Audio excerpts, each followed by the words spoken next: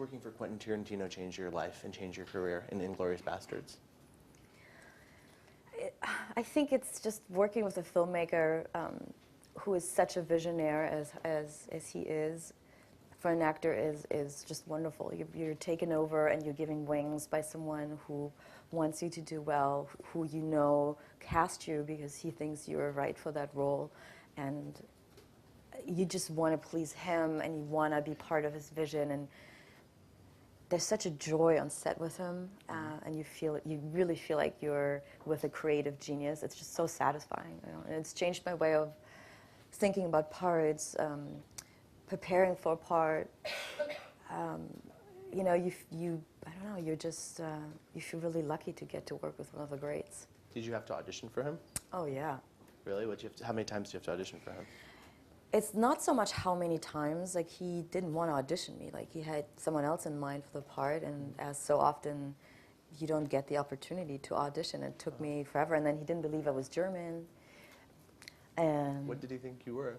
He thought you were like making up your German descent, maybe, okay. because he'd only seen like American movies, and so I had to fly myself on my own dime to Germany finally, like really way towards the end of the casting process, because he saw everybody else before he saw me. I had to learn 30 pages of dialogue, both in German and in English.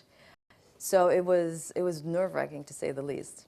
In a way, though, and I hope that doesn't sound arrogant, I knew if I got the opportunity that he was going to hire me. Like, you know, every once in a while a script comes along and you feel like, obviously this part is for me, you know? And I really believe that.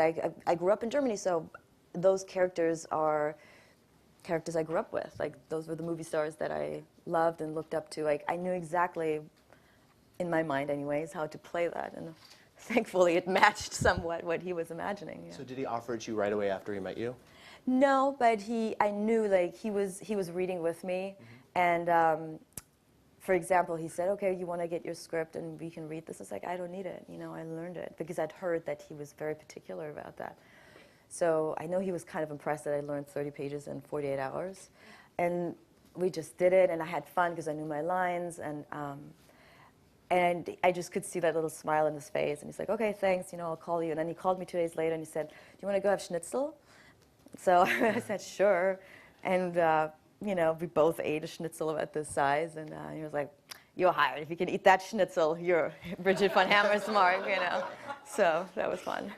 And it's hard to memorize 30 pages of dialogue in general, but I imagine it must be incredibly difficult to memorize 30 pages of Tarantino dialogue because it's so specific and stylized. It's not like if you miss a word, you miss the entire syntax of the sentence. Yeah, and he's very particular about not missing a word. So yeah, it's definitely challenging. I think that's why it was so hard for him to find somebody who was actually living in Germany, because some of the words are really difficult for Germans to pronounce, or they don't know the meaning of the underlying meaning of it. Yeah.